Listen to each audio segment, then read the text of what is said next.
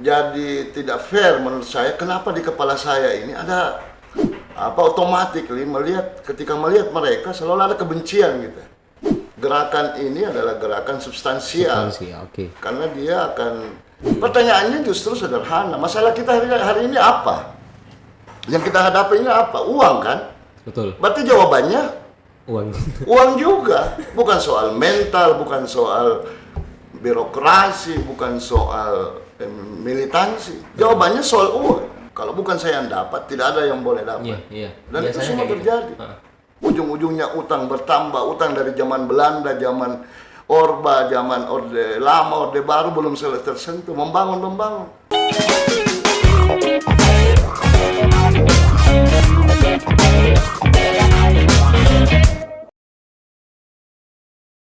Halo kata kunci. Jadi apa kata kunci hari ini? Jadi kita kedatangan salah satu narasumber bisa dibilang aktivis yang sangat konsisten membicarakan satu isu terkait masalah kesejahteraan TNI Polri. Jadi ada Kak Dadang. Selamat datang Kak. Selamat, terima kasih. Kita sangat senang ini diundang dan difasilitasi untuk berkoar-koar di kata kunci. Iya. Jadi baru ada satu isu yang serius ini Kak, yang memang saya lihat beberapa belakangan ini hampir tiap hari di story WhatsApp itu bicara tentang Kitra terus. Iya. Kita konsisten terus membicarakan, mengangkat terus isu-isu terkait masalah kesejahteraan TNI Polri itu Kak. Tapi sebelumnya orang mungkin masih banyak yang belum tahu tentang Kitra itu apa itu Kak. Bisa dijelaskan mungkin asal-usul nama Kitra itu dari mana? Ya, itu yang menarik karena hampir tiap hari bangsa ini atau kita, kelompok-kelompok kampus yang dulu sering melihat ada rasa permusuhan antara kita dengan mereka, antara kita rakyat versus TNI Polri, aktivis versus TNI Polri. Selalu ada image yang sudah konfrontasi. Jadi ada jarak begitu tadi? Iya, ada berjarak. Bukannya lagi jarak, justru kita selalu diperhadapkan. Kegelisahan itu jadi tidak fair menurut saya. Kenapa di kepala saya ini ada, atau di perasaan kita yang secara otomatis ketika melihat mereka selalu ada kebencian gitu. Iya. Itu yang mengawali itu. Apakah karena pemandangan tiap hari, mungkin karena tilang atau karena apa? Yang intinya ada pikiran yang saya rasa sangat mengganggu. Dan itu hampir semua orang, aktivis, masyarakat ada a priori atau antipati terhadap teman-teman atau saudara-saudara kita yang ada di TNI Polri. Itu dulu yang mengawali kenapa kemudian lahirlah gerakan ini. Setelah kita identifikasi, ternyata memang banyak ada hal yang sangat fundamental yang tercecer, yang lupa atau kita alpa untuk memperbaikinya. Dari situ anunya. Tapi kapan mulai itu Kak? Itu di tahun 2000, kurang lebih 2010, 2011 sudah mulai kita diskusi, verifikasi, sharing. Ternyata itu jadi menarik justru, atau malah sangat penting untuk dijadikan bahan diskursus yang akhirnya berkembang menjadi kelembagaan yang kita pilih, Koalisi untuk Kesejahteraan TNI Polri. Iya. Begitu berarti sudah kurang lebih 13 tahun kan ya? Kita sudah kurang lebih 12 tahun bergerak. Dimulai dari diskusi-diskusi kayak begini. Tapi awal mulanya di mana Kak? Di Jakarta. Oh, di Jakarta. Iya, kita ngumpul tiap hari berdiskusi. Karena kegelisahan pikiran tadi tentang yang kita cerita. Ya, kita ini kan semua hal kita urusi. Semua hal kita pikirkan. Iya, namanya aktivis. Iya. Segala hal justru kita ini jadi bingung kalau kita tidak memikirkan satu isu dalam satu hari. Betul. Itu yang penyakit buat kita. Kita anggap sebagai penyakit ini. Apalagi kalau sudah duduk ngopi, merokok. Betul. Itu yang tidak boleh. Jadi segala hal kita urusi. Kalau sudah ada kopi, sudah ada rokok, ya Lancar diskusinya. Mulai dari urusan langit, Iya. ya, teologi, apa semua kita pikirkan. Semua dipikirkan, semua didiskusikan. Iya, tetapi dari yang semua kita pikirkan, ternyata itu ada yang bersifat eksesif semata, ada yang bersifat substansi. Nah, kita dengan Kitra ini menganggap bahwa gerakan ini adalah gerakan substansial. Substansi, oke. Karena dia akan jadi sumber dari semua ekses yang diskusi-diskusi kita itu. Jadi kita memilih gerakan ini sebagai gerakan sistemik istilahnya. Oke. Kalau yang lain-lain soal lapar, kelaparan, kemiskinan, apa semua itu kan ekses. Nah, kita ini belajar bagaimana belajar untuk menembus hal-hal yang sangat radikal gitu istilahnya, mengakar gitu ya. Betul, nakal sekali ini Kak. Kalau ini gerakan-gerakan ini terus. Tapi mulai dari tahun 2011 sampai sekarang ini Kak. Itu kurang lebih 12 tahun melewati banyak bulan. Kan banyak orang yang pasang surut bicara tentang aksi-aksinya biasa. Mungkin taruhlah misalnya dia bicara hari ini tentang ketidakadilan A, besok lusa dia bicara tentang ketidakadilan B. Betul. Dan itu berubah-berubah Kak. Iya. Apa yang mendasar dalam pikiran tak sampai mau betul konsisten selama kurang lebih 12 tahun ini? Sederhana bahwa semua pelukis bermimpi punya masterpiece, punya mahakarya. Iya. Saya dengan teman-teman juga boleh dong bermimpi punya mahakarya untuk bangsa ini. Setiap orang punya pelukis, penyanyi, seniman, semua mimpinya satu, punya mahakarya. Melalui ini Melalui ini kita juga berharap dan bermimpi bahwa generasi kita, saya dan generasi kita, itu juga punya catatan yang tercatat oleh sejarah. Dan kita punya kesempatan itu. Bahwa ada bencana dan bencana ini kemudian kita tutup dan itu menjadi bencana kemiskinan terhadap TNI Polri dan kita berhasil mengubah menjadi kesejahteraan, itu kan sejarah. Dan itu boleh jadi kita curigai, patut dicurigai, itu patut menjadi mahakarya. Oke. Gitu. Itu dasar sampai hari ini masih konsisten itu Kak? Yes. Tapi pertanyaannya, ada unsur lain? Mesti ada faktor-faktor lain. Biasanya ada gerakan yang muncul, yang bisa dibilang tidak terlalu masif. Atau ada juga gerakan yang sangat masif. Itu kan biasanya orang menganggap negatif bahwa ini by order gerakan-gerakan ini. Makanya, sedangkan Kitra ini? Kalau di Kitra, makanya kita harus membedakan yang mana kepentingan personal, yang mana kepentingan kelompok, dan yang mana kepentingan negara. Kalau bagi Kitra, kalau kepentingan negara sudah didahulukan, maka kepentingan kelompok, kepentingan personal saya akan selesai terakomodir. Ngapain saya pikirkan kepentingan personal saya? Akan ikut. Akan terikut.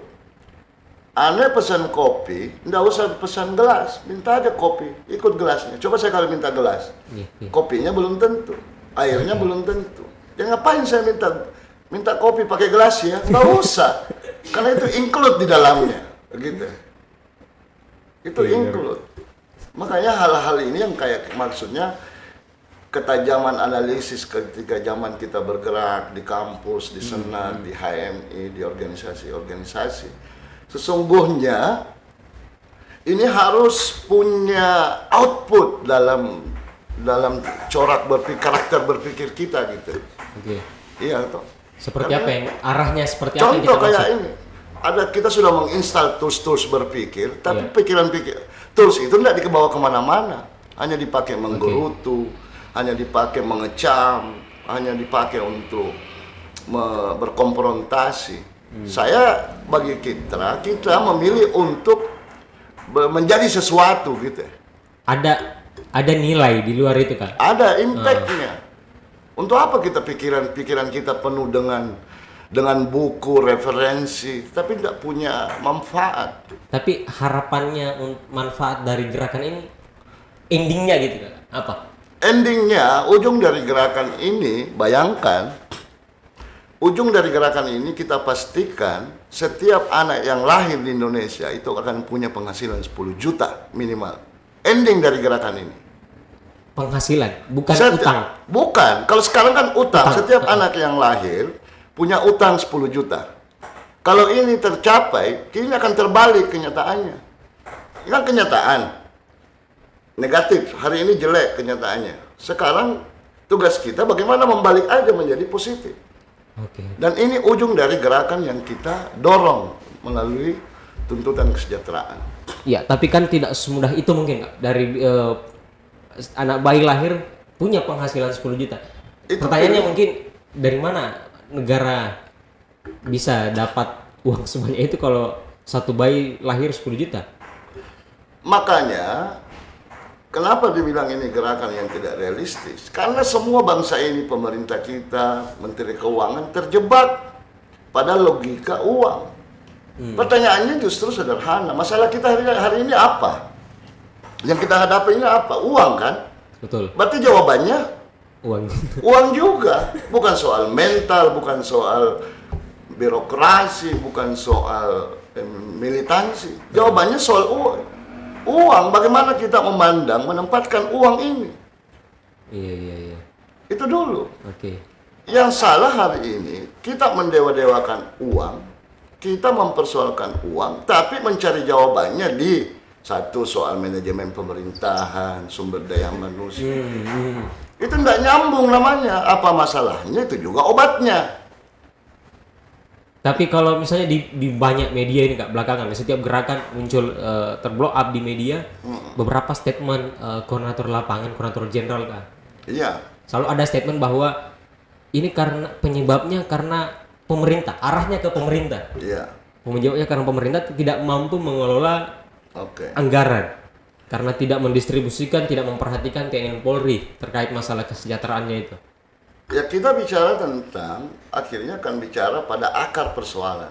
Apa paradigma pemerintahan hari ini? Apa paradigma pembangunan kita? Arahnya ke sekarang ini kemana, Kak? Kita telah, bangsa ini secara tidak sadar, telah menetapkan paradigma pembangunannya ke infrastruktur. Lebih banyak. Semua sumber daya, uang kita dipakai untuk membangun bangunan, jembatan. Itu yang dimaksud pembangunan. Iya. Dan itu dianut oleh negara-negara under development country. Itu cara berpikir negara-negara terbelakang, di mana pembangunan itu didoktrin bahwa harus dalam bentuk bangunan, jembatan. Sementara negara-negara yang welfare state, negara kesejahteraan, menganut paradigmanya bahwa pembangunan itu langsung manusianya, yang dikuatkan manusianya. Ya, biasa, betul. Ini soal pilihan-pilihan paradigmatik. Kalau kita memilih untuk membangun bangunan-bangunan, maka uang kita akan ke sana semua. Dibuat berputar-putar. Ujungnya kemana? Ya, kembali lagi ke bangunan. Manusia kapan? Akhirnya manusia yang warga negara itu tidak dianggap sebagai objek pembangunan. Tujuan pembangunan. Makanya kita menetap bahwa kita mau mengembalikan, meluruskan kembali. Pemerintahan ini tugasnya sesuai dengan Undang-Undang Dasar. Apa itu? Mencerdaskan, menjaga keamanan, bagaimana menciptakan perdamaian dunia. Yang terakhir bagaimana mewujudkan kesejahteraan. Nah, ini yang tidak pernah tersentuh. Ada tidak satu pasal atau satu klausul yang menyebut harus bangun jembatan, harus bangun rumah? Tidak ada. Tapi kenapa itu yang menjadi hukum? Mengapa itu yang menjadi standar pembangunan? Ada apa? Itu namanya tersesat.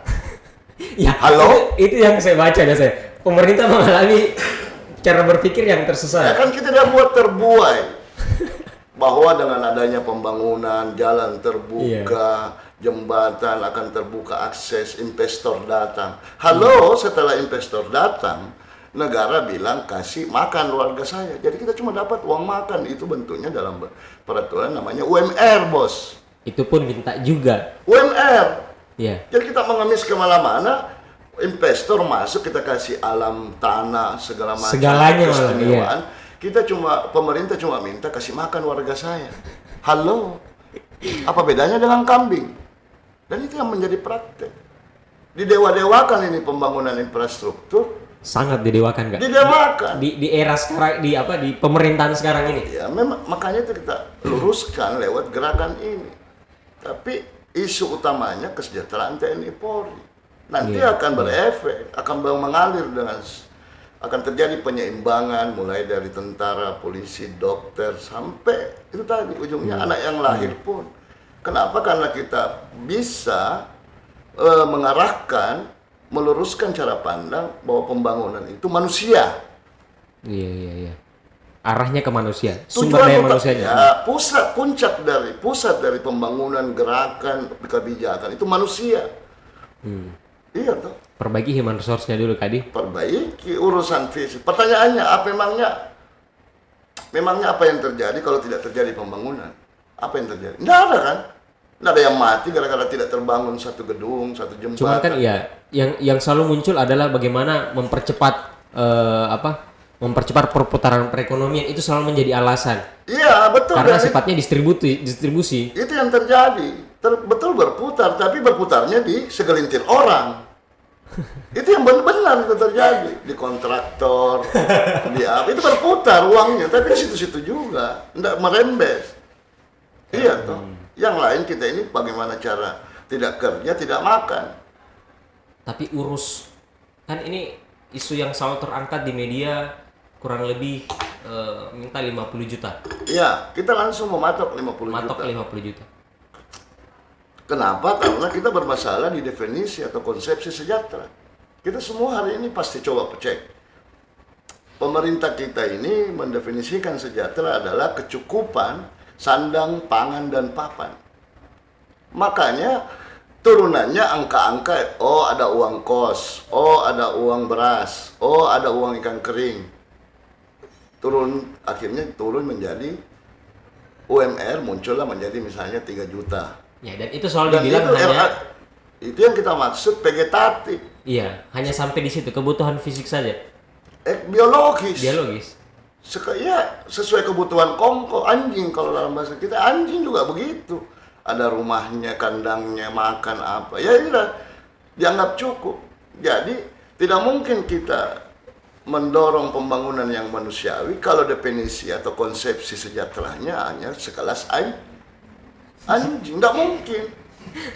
Nah, impossible. Itu kan ada jalannya untuk manusia. Negara tidak punya jalan, tidak punya rumusan untuk memanusiakan warga negara. Karena yang dia maksud manusia ternyata kan kambing. Itu toh. Iya, harus arahnya ke situ ya. Iyo mau kemana kelihatan. Definisi ini kalau makanya cilaka kita kalau sudah bermasalah di definisi.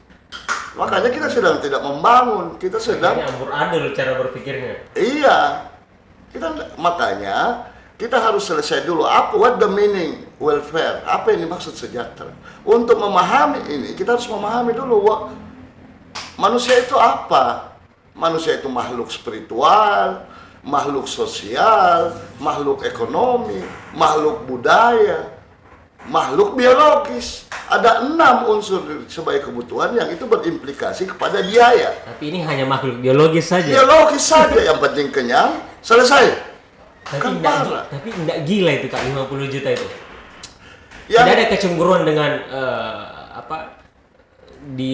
pekerja yang lain. Contoh misalnya pegawai negeri sipil atau yang Kita lain. bukan kecemburuan, justru kita sedang mengalami namanya fatalistik.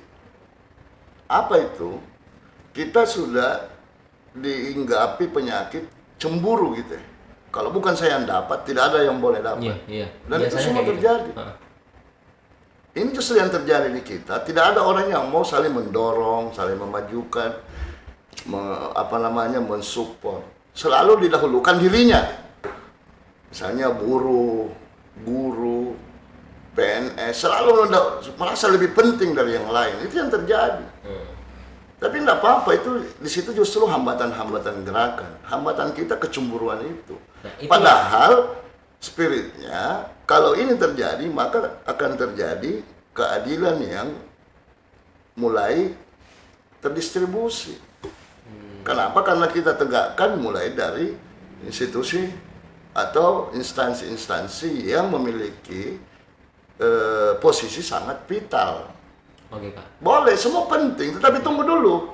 Pembangunan penting, keadilan Iya. untuk semua penting. Tapi kita memulai pada kelompok-kelompok kecil Jangan dibalik. Kalau tidak bisa kena 200 juta, orang yang langsung dapat, nggak usah ada yang dapat.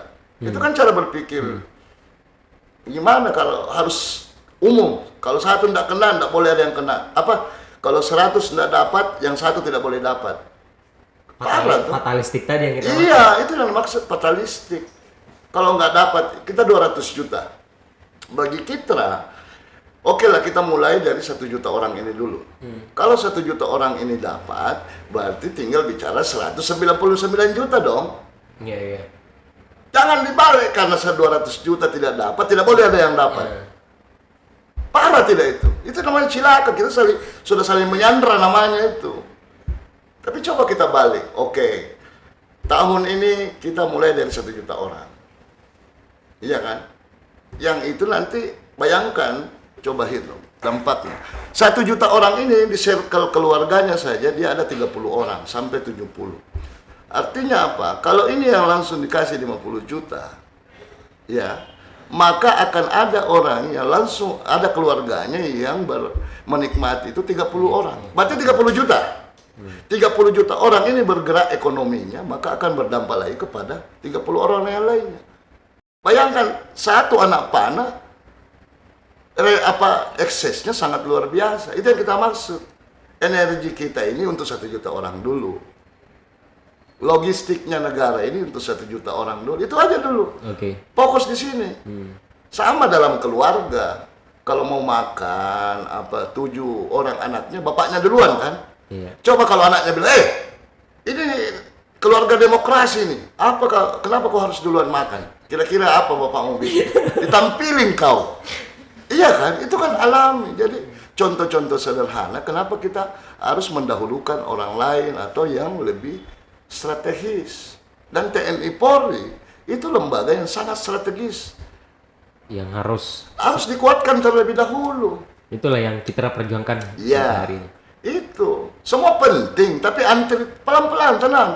Semua kan satu-satu. Tapi sejauh ini Kak, respon dari legislatif ataukah eksekutif sudah sejauh mana nih Kak? Karena kan kurang lebih 12 tahun ini gerakan. Iya, ada beberapa kayak DPRD Sulsel sudah sepakat menandatangani mengirim beberapa Sumatera Barat, DPRD-nya. Itu tahapan-tahapan politik.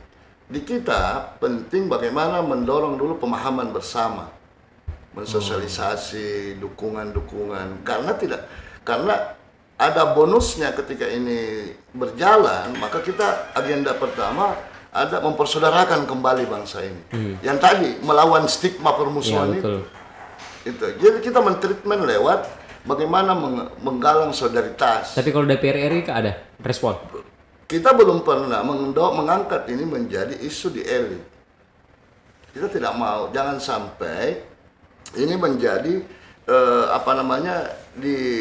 dipoles menjadi kepentingan politik. Itu yang kita hindari. Makanya ini harus menjadi agenda kaum yang kita silakan agenda generasi kita gitu. Kalau kita sudah cukup kuat, maka ini selesai. Karena ini yang dimaksud politik APBN, bukan politik TPS. Itu bedanya. Yang kita sibuk hari ini bicara survei ini kan itu politik TPS aja. Belum bicara soal politik APBN. Yang kita lakukan adalah politik APBN. Bagaimana APBN yang digunakan? Bukan bicara siapa yang duduk di kekuasaan. APBN ini mengarah kepada sumber daya manusianya. Yes. Langsung ke manusia. Kalau saya bisa langsung kasih ke teman-teman aktivis, nih 50 juta, dia pasti akan berkreasi. Pertanyaan saya ini enggak, karena ini sudah kurang lebih 12 tahun. Gerakan ini hampir tidak pernah berhenti dan terus muncul di berbagai daerah. Iya. Prediksi tak sampai berapa tahun gerakan ini akan terus jalan? Apakah betul-betul sampai direalisasikan? Kalau di kita sebenarnya setelannya tergantung kekuatan teman-teman. Kalau semua daerah sudah bergerak menjadi milik rakyat sendiri, tidak menjadi milik elit, maka pada saat itu kita jadikan sebagai momentum untuk menaikkan itu. Misalnya 10 provinsi sudah bergerak, konsisten. Kenapa?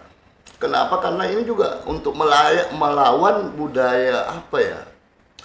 Melawan budaya order. Kan semua Gerakan by order gerakan-gerakan kita ini mulai dari pra kemerdekaan sampai sekarang ini kan by order. Dan banyak orang bermimpi jadi operator. Iya, Kak Belum Dadang. ada yang menjadi gerakan otentik anak-anak muda. Belum ada. Kak Dadang yang bilang ini. Iya, iya. Belum ada gerakan otentik. Dan kita itu yang kita gerakan ini kita curigai menjadi mahakarya karena dia otentik, original sebagai pikiran-pikiran kita. Dan itu faktual Iya. dibanding isu-isu yang lain. Dari mana ke mana turunnya? Muncul Tidak ada kronologinya tiba-tiba muncul menjadi gerakan ini. besok lusa Atau tenggelam. kemudian hanya reaksi dari kebijakan-kebijakan. Ya, Habis itu banyak. energi bangsa kita, anak-anak muda, energi organisasi ini, negara untuk menyikapi hal-hal yang bersifat ekses, kekurangan minyak goreng, kemahal, itu kan reaksi aja, tidak mengubah apa-apa gitu dari kehidupan atau negara yang luar biasa ini. Kalau ini terrealisasi, Kak. Kita bermimpi ini terrealisasi. Kesejahteraan TNI Polri ditetapkan kalau misalnya 50 Iya. juta per bulan. Iya, Bukannya ada ketidakseimbangan, misalnya lebih banyak condong orang mendorong anaknya besok lusa untuk jadi iya. masuk di TNI Polri. Terus pekerjaan yang lain semakin minim orang daftar. Iya. Responnya itu ada banyak impact dari gerakan, atau kalau ini terwujud pasti ada masalah. oke. Yang kita pastikan masalahnya bukan lagi soal perut, masalahnya jauh lebih berkualitas. Bahwa orang berbondong-bondong itu impact aja. Iya, kalau dulu, kalau sekarang misalnya semua orang yang punya kepeng mau naik pangkat harus pakai kepeng, di dalam jeruk makan jeruk, besok-besok siapa yang mau? Pasti akan tercipta sistem yang memfilter penyimpangan-penyimpangan itu. Dan itu otomatis. Otomatis orang yang bagus kantongnya dalam teori Maslow, dia akan mencari naik level Naik menjadi level, oke. itu. Dia akan jalan sesuai Iya, dengan enggak usah kita terlalu a priori apa dampaknya. Oke. Pasti ada dampaknya. Pasti ada masalah baru. Tapi masalah yang baru itu tidak akan bicara lagi soal uang, tapi bicara soal idealisme, soal prestasi. Itu masalah baru nanti. Daripada sekarang kita dapat apa, kan itu masalahnya. Iya. Kalau besok-besok ini terwujud, maka kita akan menghadapi kegelisahan orang-orang sejahtera yang mau berprestasi. Itu masalahnya nanti. Masalah bukan? Itu menguntungkan negara malah. Yes, itu benefit karena orang berburu prestasi. Iya tuh. Kalau orang yang lapar, maka dia akan mengejar. Apa aja harus jadi uang. Plastik, apa, karton, kertas, semua jadi uang karena lapar. Tapi kalau orang yang sejahtera kayak Yusuf Kalla, Abu Rizal, apa kegelisahannya? Apa coba? Dia kegelisah bagaimana membagi-bagi ini kekayaannya. Dan itulah Indonesia. Jadi kita bicara, tidak hanya bicara soal manusia, tetapi kita bicara soal Indonesia. Jadi melihat tuntutan ini harus dua aspek yang harus selesai. Anda harus paham manusia, setelah itu Anda harus paham Indonesia. Karena manusia ini sifatnya universal. Indonesia ini lebih spesifik, lebih unik. Sistem budaya kita ini sangat mahal, bos. Mahal. Yang namanya mahal pasti ada konsekuensi biaya. Iya. Dan itulah Indonesia. Makanya kalau ada bilang, jangan samakan kesejahteraannya orang Amerika dengan orang Indonesia. Oke, saya sepakat itu. Konsisten ya. Amerika ditegakkan oleh konsep individualistik, konsep ekonominya, keluarganya. Anak umur 17 tahun keluar dari rumah. Oke. Karena dia basisnya memang individu. Di kita bangsa ini basisnya keluarga. Komponen terkecil dari bangsa ini keluarga. Dan itu lahirnya seperti itu Indonesia ini. Yes. Jadi kalau kita mengadopsi sistem ekonomi Amerika, berarti sesungguhnya kita sedang bunuh diri sebagai bangsa.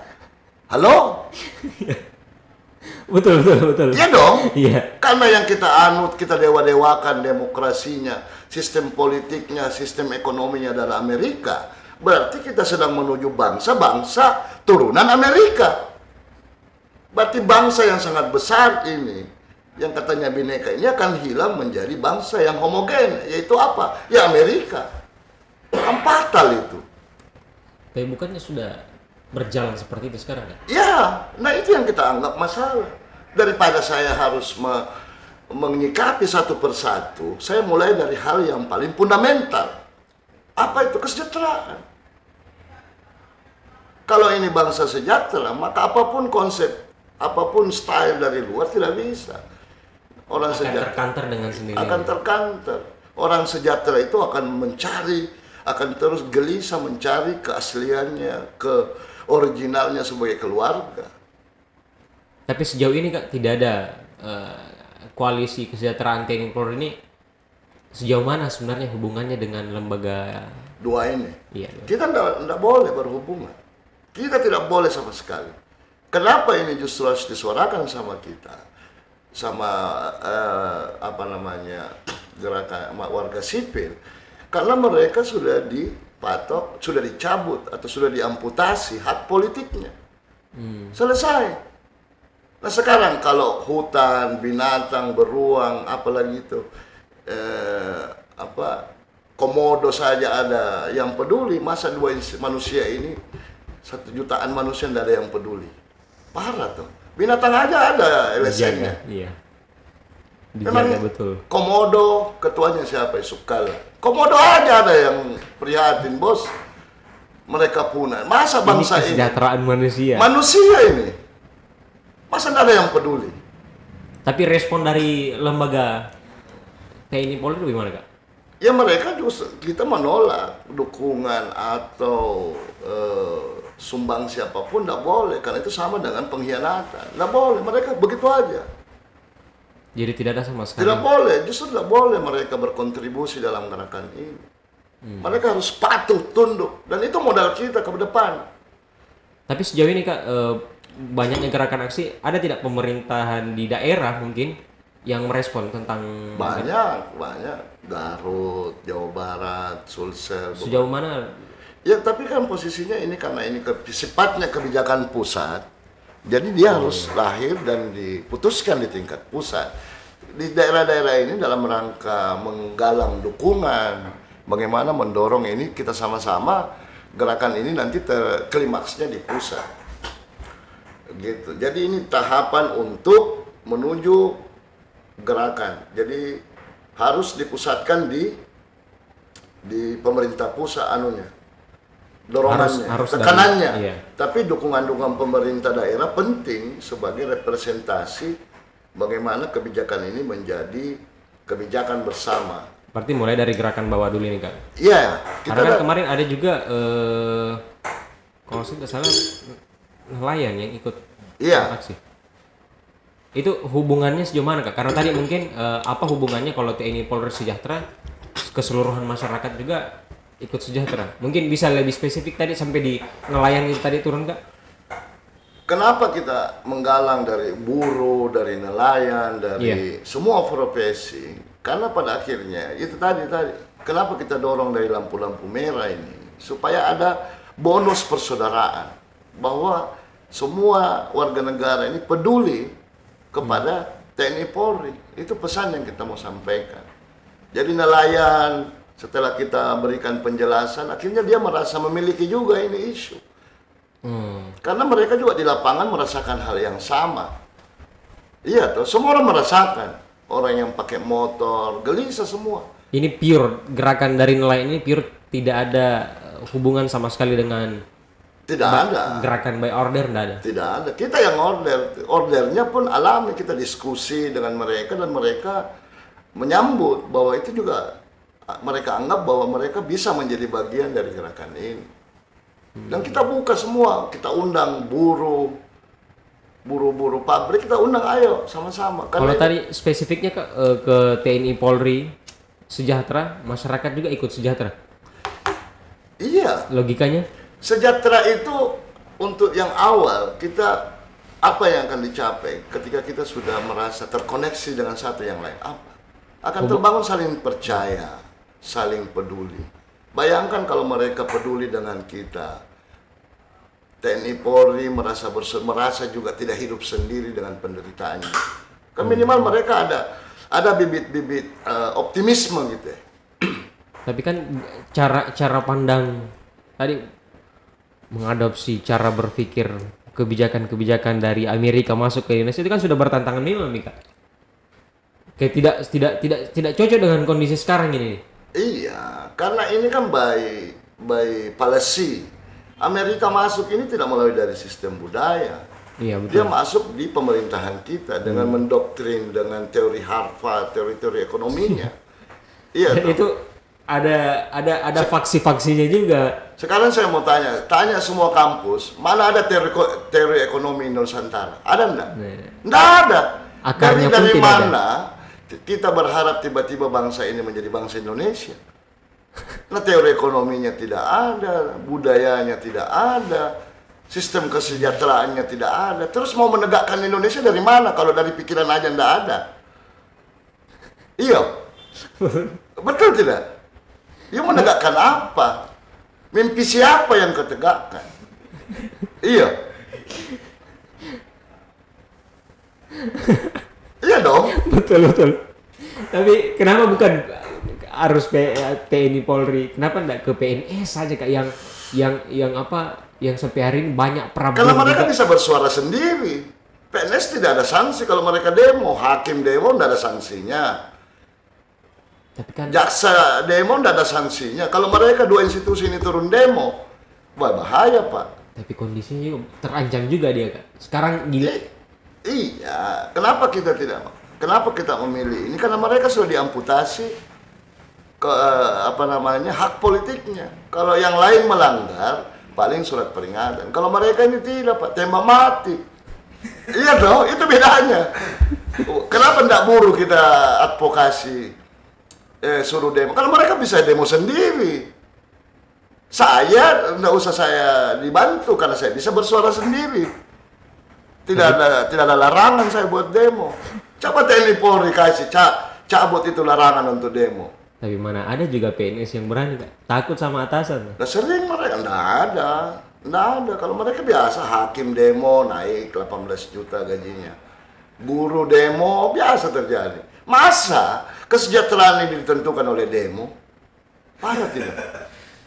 Siapa yang kuat demo? Dia yang sejahtera. Betul, Iya tuh. betul.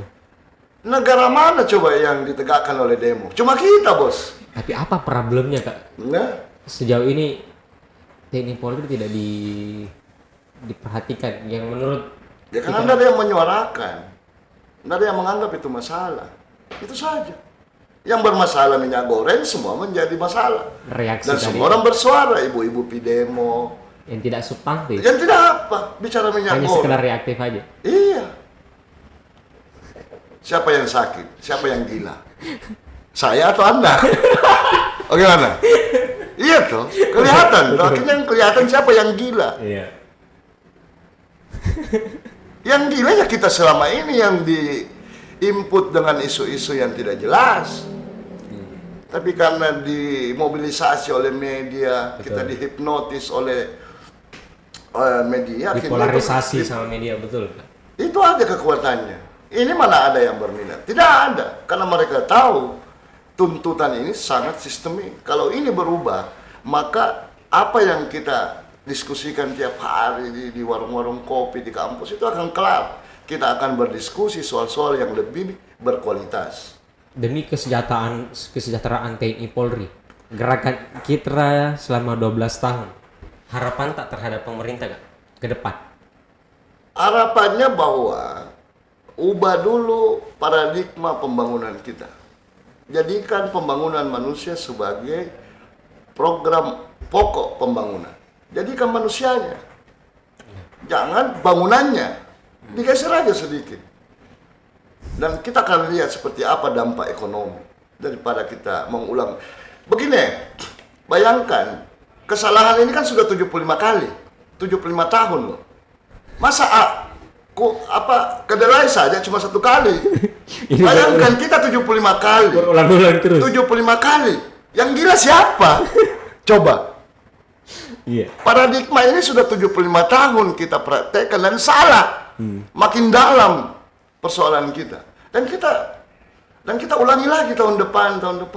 Yang gila siapa? Jadi justru saya gila kalau membiarkan itu berulang lagi tahun depan. Kita yang gila semua. Sudah jelas-jelas salah. Kok dilanjutkan? Uang kita habis untuk pembangunan selama 75 tahun. Ujung-ujungnya utang bertambah. Utang dari zaman Belanda, zaman Orba, zaman Orde Lama, Orde Baru belum selesai tersentuh. Membangun. Kok bisa ada orang mengulangi kesalahan yang sama? Saya mau tanya, di mana itu terjadi? Siapa yang gila? Siapa yang gila?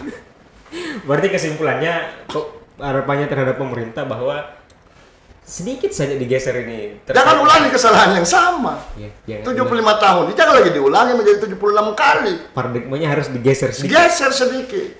Itu aja sederhana tuh. Nggak usah membanggakan infrastruktur itu. Apa mau jadi apa infrastruktur itu?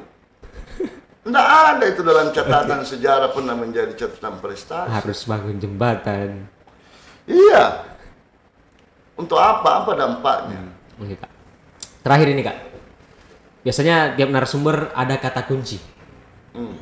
Diminta kata kunci, apa kata kunci dari Kak Dadang ini? Ya kata kuncinya kita kembali, ya ini Indonesia, Bung. Ini Indonesia. Kita bicara tentang Indonesia, berarti kita harus selesai dengan sejarah kita sebagai bangsa. Kalau kita tidak paham Indonesia, tidak paham ekonomi Indonesia, kita tidak paham keluarga Indonesia, kita sedang tidak membangun apa-apa.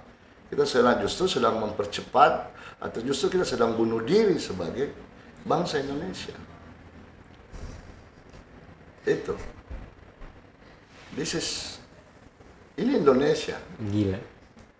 Siapa yang gila ini? Siapa yang gila? Yang gila, kau bawa Amerika ke sini. Kau bawa sistem ekonomi, kau bawa sistem hukum, kau bawa sistem politik. Berarti kata kuncinya, Kak, tadi adalah Indonesia. Kalau kesejahteraan NKRI, ya kalau ada orang lain, NKRI harga mati. Itu yang betul. Jangan NKRI harga diskon. Iya toh. Kita ini NKRI harga diskon. Iya. NKRI-nya di depan, isi dalam casingnya Indonesia, isi dalamnya Amerika. Isi dalam praktek-praktek ekonominya individualistik, sementara kita sepakat kita ini sudah bicara tentang keluarga. Luar biasa, Kak. Terima kasih nih, Kak. Luar biasa diskusinya. Mudah-mudahan perjuangan dari Kitra ini bisa ada gerakan-gerakan yang lebih diperhatikan oleh pemerintah, bahwa ini gerakan bukan by order ini, bukan gerakan biasa juga, Kak. Ya, dan itu yang tadi namanya sesuatu lambat atau cepat ini akan muncul sebagai sebuah tuntutan. Dan kita tetap kenapa kita harus menjaga bara ini tetap hidup, bara ini tetap menyala, karena suatu hari beberapa saat ke depan akan muncul sebagai kesadaran bersama. Dan itu yang harus kita sabar. Kalau bilang ojo kasusul lah. Karena ini untuk kebaikan kita bersama, bukan kebaikan personal, kebaikan apa. Yang pasti bahwa kita terbuka untuk diverifikasi di mana originalitas, di mana kenapa ini menjadi harus pilihan dari semua elemen-elemen gerakan lembaga. Bahwa dengan satu tema ini kita bisa mencatatkan diri bahwa bangsa ini punya kesempatan gitu sebelum menjadi apa-apa, sebelum bencana yang sudah ada ini semakin tragis. Kita masih punya kesempatan. Masih ada kesempatan untuk memperbaiki semua ini. Iya, itu yang repot kalau sudah tidak ada, Pak. Itu yang bahaya.